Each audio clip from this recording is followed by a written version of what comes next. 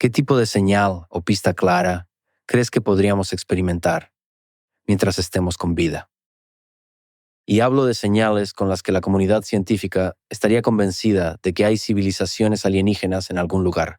Sé que dijiste que puede ser un marcador infrarrojo para algo como una esfera de Dyson. Sí, eso es posible, y hasta cierto punto creo que es un poco ambicioso. Perdona que te interrumpa, pero ese es el desafío para tu cerebro de científico. Sé que dirás que la respuesta es un poco ambigua, pero este tema es muy extraño. La verdad es que yo puedo imaginarme algo como una secuencia de números primos, o una secuencia matemática, como la serie de Fibonacci, algo que se transmite en línea. Matemáticamente, se puede demostrar que esto no es un fenómeno físico. Los números primos son un buen ejemplo porque no hay fenómenos naturales que produzcan secuencias de números primos. Parece ser un concepto puramente matemático abstracto. Y así, si detectáramos una serie de marcadores de radio que siguieran esa secuencia, eso sería bastante claro para mí. Otra señal podría ser lo que en su momento sugirió Carl Sagan. Él sugirió que pi podría estar codificado, o que se podría usar la línea de hidrógeno, pero multiplicada por pi, como una frecuencia muy específica del universo. Es decir, se podría tomar una línea de hidrógeno y multiplicarla por una constante matemática abstracta, que implicaría que hubo alguien detrás de escena operándolo. Siento interrumpirte, pero ¿de qué fenómeno estás hablando? Ese marcador provendría de una onda de radio, y esto que comenté juega un poco con la información. Y esto se basa en la idea de un video que hice sobre una civilización hipotética en mi canal, y es una forma divertida en la que quiero llevar esta conversación. Quiero pensar no solo en buscar vida e inteligencia a nuestro alrededor, sino también en mirar al pasado o incluso hacia el futuro, hasta cierto punto, para comunicarnos con el futuro. Hicimos un experimento divertido en el que imaginamos una civilización que nació al comienzo de la historia de la galaxia y que fue la primera que existió. Estas personas estaban desesperadas buscando una evidencia de vida, pero no pudieron encontrarla. Así que decidieron dejar eso atrás, para que las futuras civilizaciones lo descubrieran y comentaran sobre ellos mismos. Por supuesto, un marcador de radio no hubiera funcionado allí porque era un aparato y necesitaba una fuente de energía. Eventualmente se iba a descomponer. Hubiera sido difícil mantenerla durante miles de millones de años. Se necesitaba algo que fuera bastante pasivo, que no requiriera una fuente de energía y que de alguna manera pudiera transmitir información. Es difícil pensar en algo que cumpla con esos criterios. Pero hubo una propuesta de uno de mis colegas, Luke Arnold. Esta propuesta inspiró a muchos de nosotros con los tecnomarcadores y sugirió que se podían construir tránsitos artificiales. La propuesta consistía en construir láminas de material que se coloquen frente a la estrella. Primero se podría poner una hoja fina, luego 2, luego 3, luego 5, luego 7, para que se pueda seguir la secuencia de números primos. Así habría una indicación clara de que alguien las ha fabricado, pero no requieren ninguna fuente de energía porque solo son hojas de material.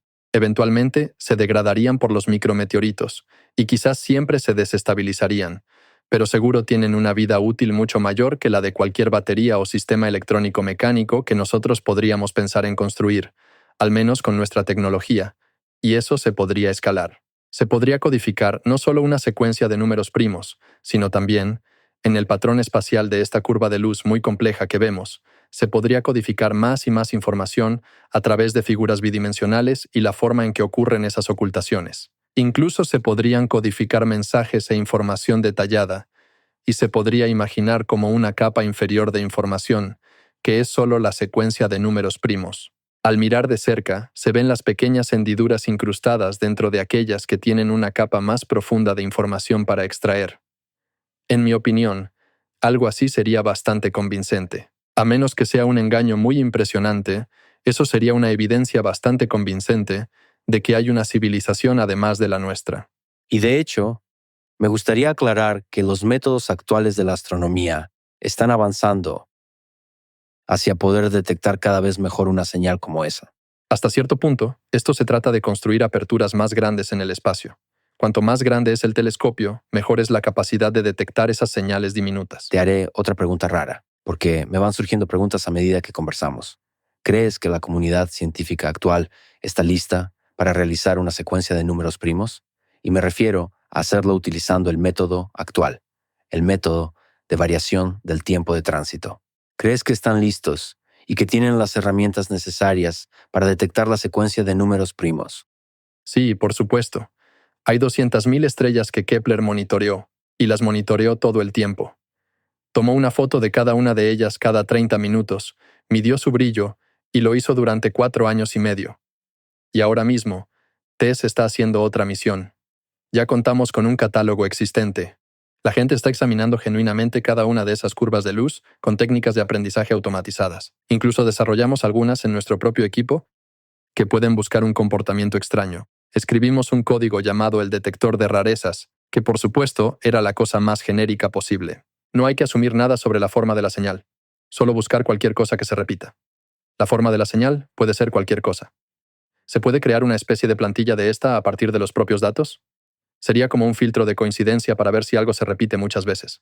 Nosotros aplicamos eso, y encontramos un montón de cosas interesantes, pero no vimos nada que fuera la secuencia de los números primos, al menos en los datos de Kepler, que son 200.000 estrellas. Sé que parecen muchas, pero comparado con las 200.000 millones de estrellas en la Vía Láctea, no lo son. Lo cierto es que podría haber algo mucho más generalizable que la secuencia de números primos, que es, en última instancia, la cuestión de una señal que es muy difícil de comprimir en el sentido general de lo que significa comprimir. Tal vez, a medida que mejoremos cada vez más los métodos de aprendizaje automático que analizan los datos de manera automática para entender cómo comprimirlos, podremos descubrir datos que por alguna razón no son comprimibles. Sin embargo, me gustaría aclarar que la compresión es un pozo sin fondo, porque la inteligencia se basa en la capacidad de comprimir información. Sí, y hasta cierto punto. Yo no trabajo en algoritmos de compresión, pero imagino que cuanto más se comprime una señal, más suposiciones tienen que hacer los decodificadores y más habilidosos tienen que ser. Así que, una secuencia de números primos es información no codificada, esencialmente.